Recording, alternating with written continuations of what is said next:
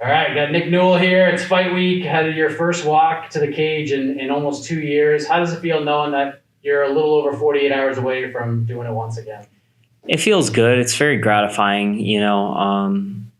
I'm 100% confident that this one's going to happen. I had two kind of yanked out from me in the meantime. So it was 2 years, but not for a lack of trying or not for a lack of training or not for a lack of preparation. So I was supposed to fight in March 2020 and then again in October 2020. And now I finally get the chance to make the walk. I had a little bit of pauses in between for some things that I had. I had a child. I had all these things go on, so it was like a little bit. But I've been training the whole time, preparing, and just figuring out how to be better, how to prepare better, and how to get ready for this comeback. And they called me up and they asked me if I was available this date, and I said, of course.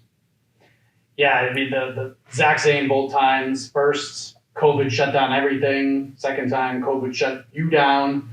Like, what was that a shock to you? Like, when you found out that you tested positive, or were you feeling anything? Like, what was that all about? Yeah, I was pretty shocked because I felt fine. I don't think that it's a touchy subject for a lot of people because COVID affects everyone very differently. So with me, I didn't really get sick at all. Maybe like 2 days after the fight, I kind of felt a little off, but I took a good shower and I was fine. I quarantined still.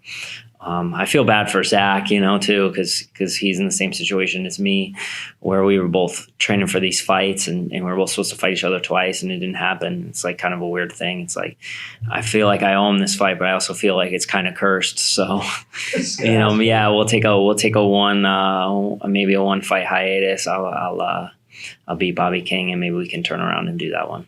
Yeah, I was just going to say, was it like a sigh of relief not seeing his name on the contract? No, I'm not a superstitious guy. He's messaged me. He said, ask for the fight again if you could. Like, I want it. And I asked Rich, I said, hey, I'm down to fight Zach again. And they said, no, we want you to fight Bobby. And that's the way it is. I'm not just replace one Hawaiian with another one. With me, they want to put me against all Hawaiians. I mean, you're obviously a super busy guy. Like, you get a family, you get a gym, you got a lot of fighters that are that you're training, getting ready for fights. Some have had fights, some had fights canceled from them. But you've also had the training camps, like you said. Like, what has this time been like for you? Has it been like kind of reflective in a way, or you've been so busy with everything? Like, how would you describe this time away from actually competing? Yeah, well, it's kind of hard to fight when you own your own gym. So I took a little bit of a hiatus and I figured some things out. I fought before when things weren't ideal and I kind of moved some things around and I got very selfish this camp. I staffed out my gym with great trainers, and I was able to get everything I need out of this camp. I traveled for training as well. And basically in-house, I had some really good guys come and push me. And I feel like I had a very effective, good camp. Where did you travel to? I have my gym, Fighting Arts Academy CT. My head coach, Jeremy Levashevsky, runs Fighting Arts Academy in Springfield, Mass. So obviously I always go see him for every camp. I have been with him since day one. So he knows me better than anyone. He's here with me now, keeping the blade sharp. I feel like that's important to have your coach here during fight week to kind of keep you sharp. And I recently started training jiu-jitsu with JT Torres, who's a two-time Abu Dhabi champion. So getting to actually roll with him and get pushed by him is there's no one in the world that's better in my weight class than him on the ground. So it definitely an eye-opening experience in terms of the levels that there are, but very gratifying to know that I get to train with the best guy in the world and push myself there. I have a coaching staff at my gym that's fantastic. Roger Denton's been coaching. He's been training people for over like 40 years. So he has a lot of experience. And we had in a guy, Muhammad, who fought for Glory and Muay Thai and Lion Fight. So we have have good people manning the helm. I went to Tiger Schulman's a couple times and got some good looks with those guys, a bunch of guys that fight at a very high level. And I really just tried my best to push myself. My conditioning program is on point. I never really had, I was like, I'll just get my reps training, but I actually switched things up and added in a full conditioning program with the Conquer Athlete program, and it's been amazing. I felt the benefits of it in this camp, and I'm really happy with the way things are going. After MMA Roasted started throwing some stuff out there, I was hoping you'd get the Jake Paul fight after you put that all out on Instagram, because you said you'd be down and let's do the darn thing. But in all seriousness, like what have you made of this whole thing with Logan and Jake and the boxing, and where that sport is heading, and some of the things that have happened over the last several months? I mean, people listen. People are paying to watch it, right? So if people are paying to watch it, then they're doing something right. At the end of the day, everything's entertainment. So they may not be the best fighters in the world, but even if you've done YouTube videos, if you're filthy rich and you can basically train all day and get the best food and the best training and everything, and you have no other responsibilities, you're going to get pretty good, especially if you're already an athlete. I mean, these guys were both pretty good wrestlers, I think. I know Logan was. I'm not sure about Jake, but people are interested in. And Logan's buddy Mike went to my high school, so I messaged him. We talk, and I was like, give me a boxing match, but I don't know how much pull he has. I don't know how much pull he has there. So, he's doing his thing. It's fine. It doesn't bother me at all.